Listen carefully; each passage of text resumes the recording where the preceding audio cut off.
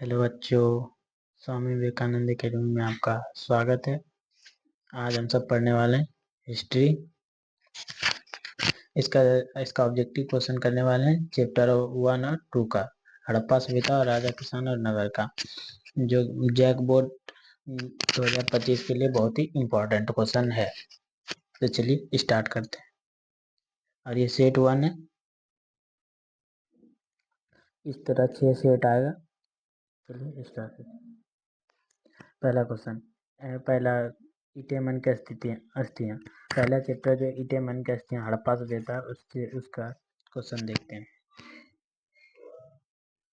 भारतीय पुरातत्व का पिता किसे कहा जाता है? भारतीय पुरातत्व का पिता किसे कहा जाता है? तो भारतीय पुरातत्व का पिता कहा जाता है अलेक्जेंडर कनिंघम को। Option number A right answer.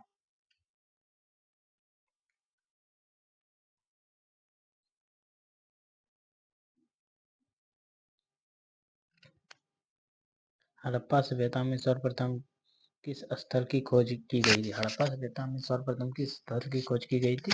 तो हड़प्पा सभ्यता में सबसे पहले हड़प्पा शहर की खोज की गई थी। किसका? हड़प्पा। इसका खोज किसने किया था? तो दयाराम साहनी ने। कौन किया था? दयाराम साहनी ने। कब किया था? तो 1921 में किया था। उसके बाद उसके बाद मोहनजोदड़ो की खोज हुई थी। मोहनजोदड़ो की खोज किसने की थी? तो आर डी बनर्जी ने। किसने? आर डी बनर्जी ने। कब किया था? 1922 में। तो याद रखिएगा।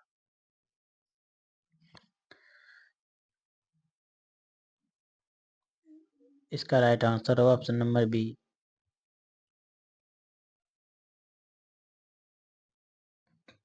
हड़प्पा सभ्यता के किस नगर में दुर्ग दीवार से घिरा हुआ नहीं मिला?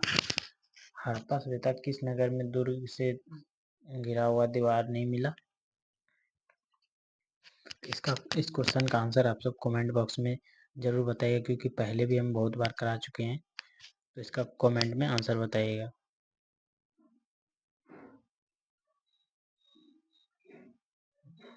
कमेंट में आंसर बताइएगा।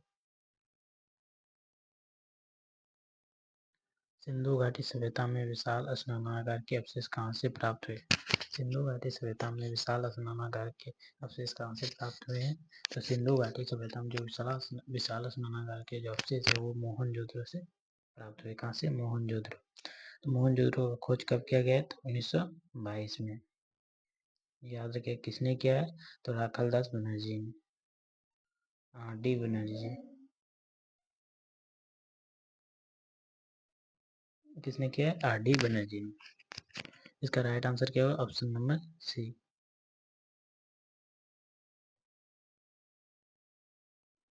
इसका राइट आंसर होगा option number C, Mohenjodaro.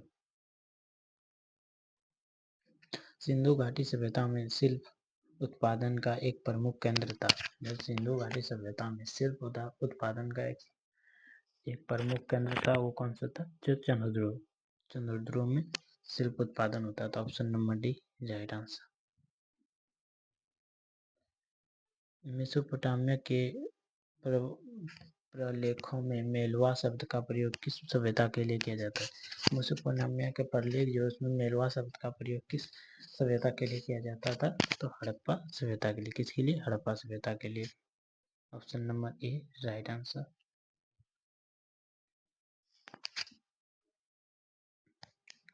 Question number 7, Lothal कहाँ स्थित है? लोथल कहाँ स्थित है? तो लोथल गुजरात में स्थित है। कहाँ स्थित है? गुजरात में। Option number A right answer.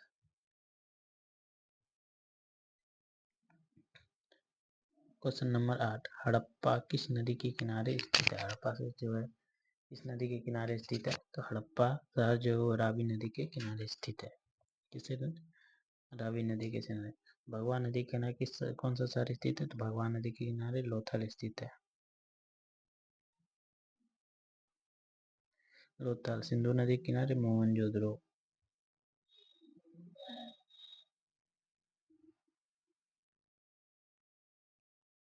Mohenjodaro. Ravi नदी के किनारे हड़प्पा, सिंधु नदी किनारे मोहनजोदड़ो, भगवा नदी किनारे लोथल। उसका राइट आंसर क्या होगा? Option number A right answer. Question number 8 का,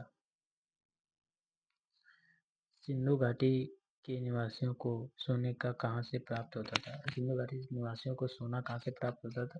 तो सिंधु घाटी निवासियों को सोना वो कहाँ से प्राप्त होता? तो इसका राइट आंसर होगा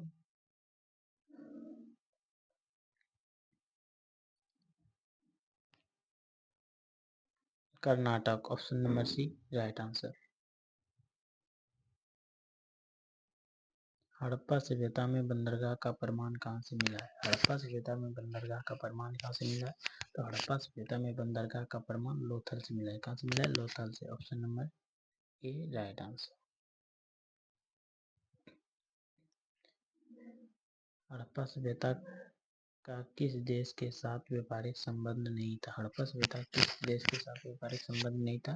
तो चीन के साथ नहीं था। Option number D right answer. जोते हुए खेत का प्रमाण कहाँ से मिला है?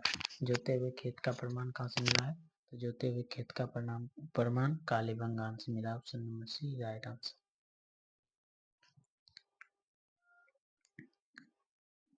हड़प्पा वासियों को लाजवर्दी मनी कहाँ से प्राप्त होता था? तो हड़प्पा जो वासी लोग थे उसको लाजवर्दी मनी सुदगोई से प्राप्त होता था। Option number C right answer. क्षेत्रफल के अनुसार सिंधु घाटी सभ्यता को का सबसे बड़ा नगर था। क्षेत्रफल के अनुसार सिंधु घाटी सभ्यता का सबसे बड़ा नगर कौन सा था? तो मोहनजोदड़ो। कौन सा था? मोहनजोदड़ो। ऑप्शन नंबर बी ए राइट आंसर। हड़प्पा सभ्यता की लिपि की मुख्य विशेषता क्या थी? हड़प्पा सभ्यता की लिपि की मुख्य विशेषता क्या थी?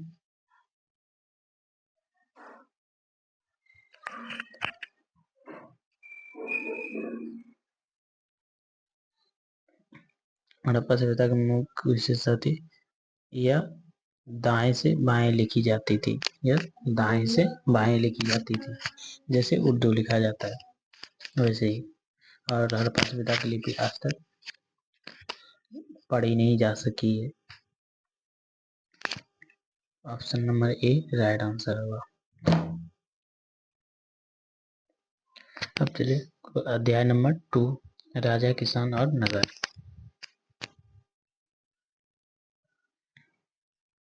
तो पहला क्वेश्चन, अशोक के अभिलेख को सर्वप्रथम किसने पढ़ा? अशोक का जो अभिलेख है उसको सर्वप्रथम किसने पढ़ा था? तो अशोक के अभिलेख को सर्वप्रथम जेम्स विंसेंट ने पढ़ा था। कब पढ़ा था? 1836 में। 1836 में पढ़ा था। Option number C right answer. Question number 2, अभिलेखों में देवनाम प्रियदर्शी किस राजा को कहा गया है? अभिलेख में देवनाम प्रियदर्शी किस राजा को कहा गया है? तो अशोक को कहा गया है। Option number A right answer. Samudragupta को भारत का नेपोलियन भी कहा जाता है। समुद्रगुप्त को भारत का नेपोलियन भी कहा जाता है। Option number A right answer होगा इसका, अशोक। क्वेश्चन नंबर 3, बौद्ध और जैन ग्रंथों में कितने महाजनपद का उल्लेख है? बौद्ध और जो जैन धर्म के ग्रंथ है उसमें कितने महाजनपद का उल्लेख है? तो 16 महाजनपद का उल्लेख है। Option number D right answer. Magadha महाजनपद की प्रारंभिक राजधानी कहाँ थी? मगध महाजनपद की प्रारंभिक राजधानी कहाँ थी? तो मगध महाजनपद की प्रारंभिक राजधानी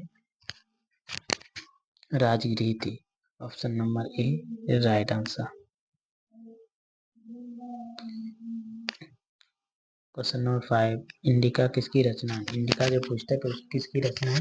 तो इंडिका पुस्तक की रचना मेगास्थनीज द्वारा किया गया था।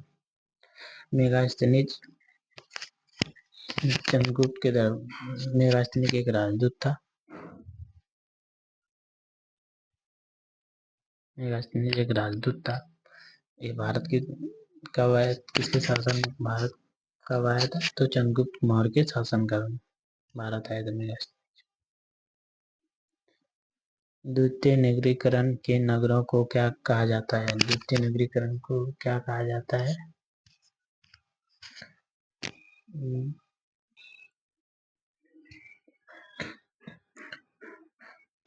द्वितीय नगरीकरण के नगरों को क्या कहा जाता है? द्वितीय नगरीकरण के नगरों को कांस्य युग किन नगर कहा जाता है? Option number B right answer.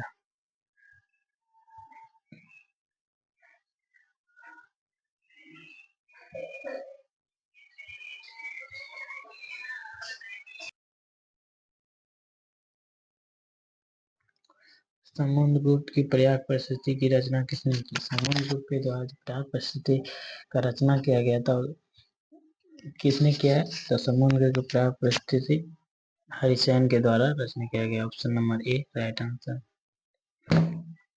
Megasthenes के द्वारा इंडिका पुस्तक की रचना की गई थी।